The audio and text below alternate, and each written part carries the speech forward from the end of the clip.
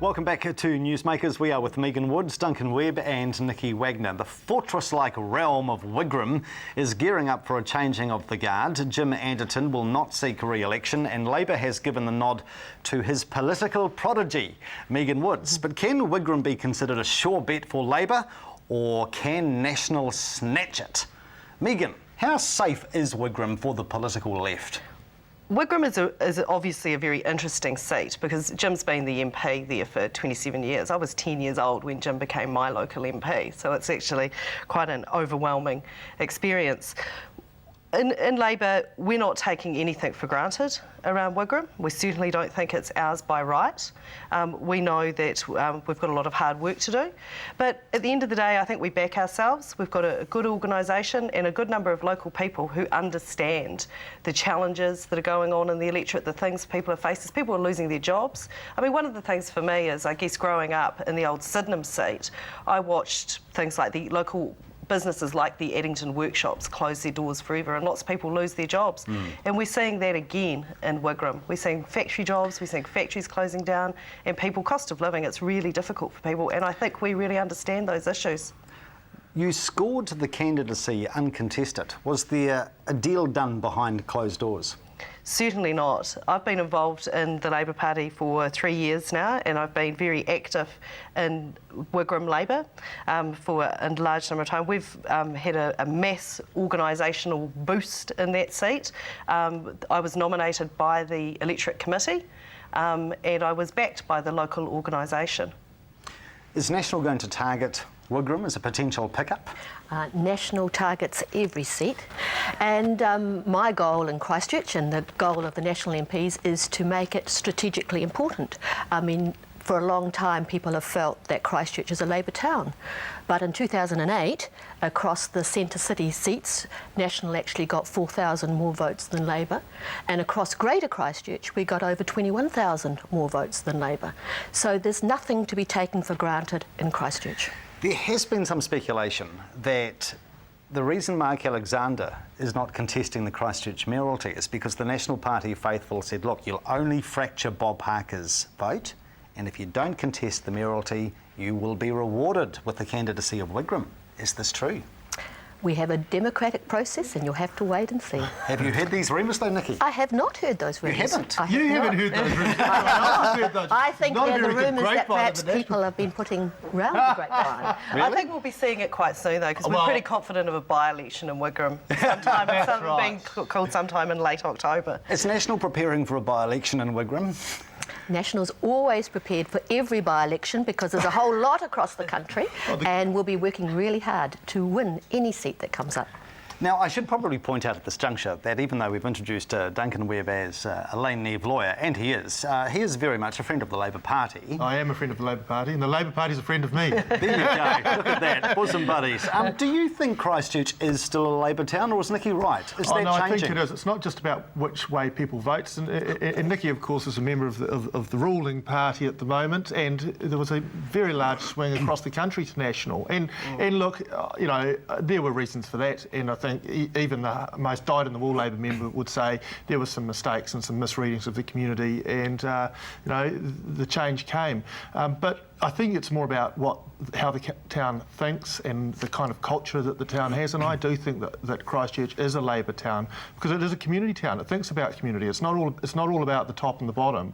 It's about the society as a whole. And you only have to look at over the past few weeks to see that, you know, we're actually concerned about communities at the very grassroots level, regardless of your background or your income. It's just about people. Do you think there's a chance National can win mana? Oh, there's always a chance. I mean, every by-election is different and the strength of the candidates varies and people have different opinions. So there's always a chance of winning, but that is a Labor seat.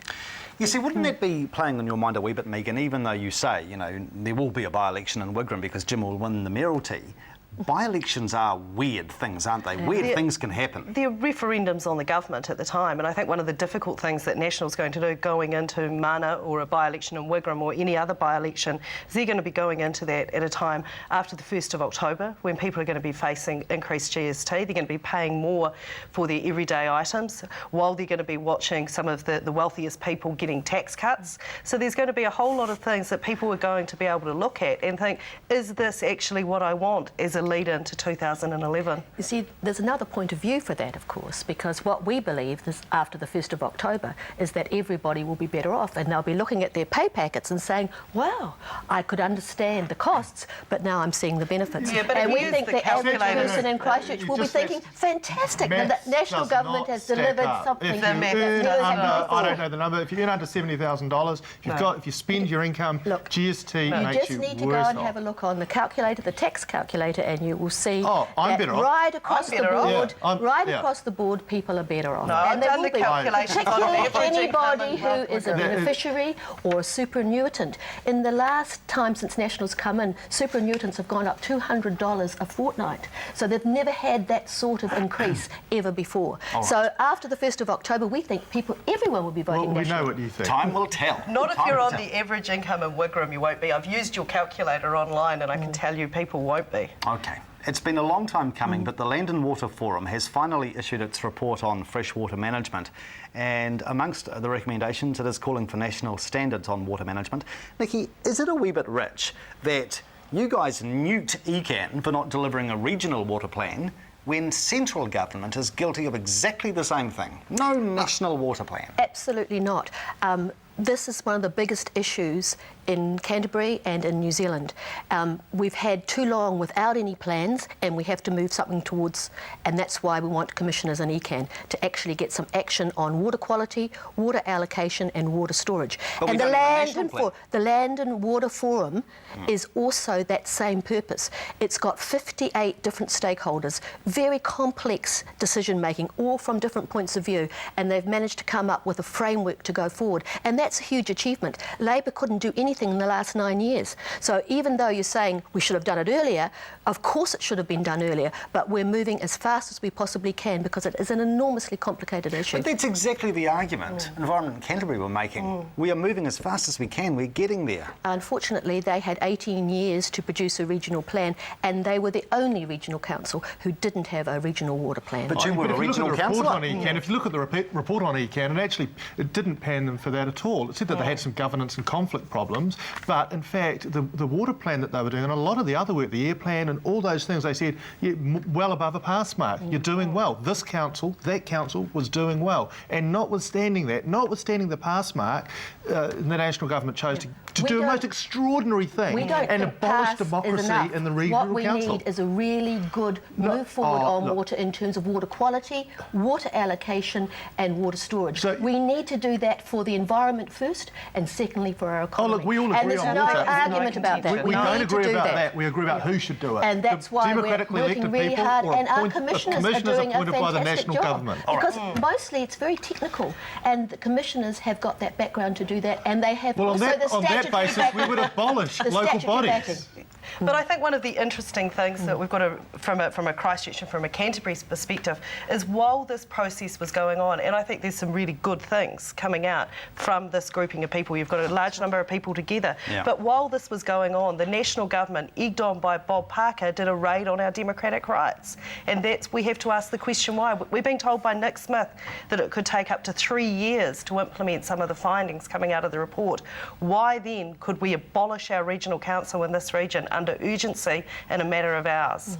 And of course there is a sunset clause on that, and the next elections there will be a regional council again. Okay, we'll take a break. Since Megan mentioned Bob Parker, we will talk about Bob Parker and Jim Anderton and the fascinating Christchurch mayoral race as it hits the home straight. That's coming up.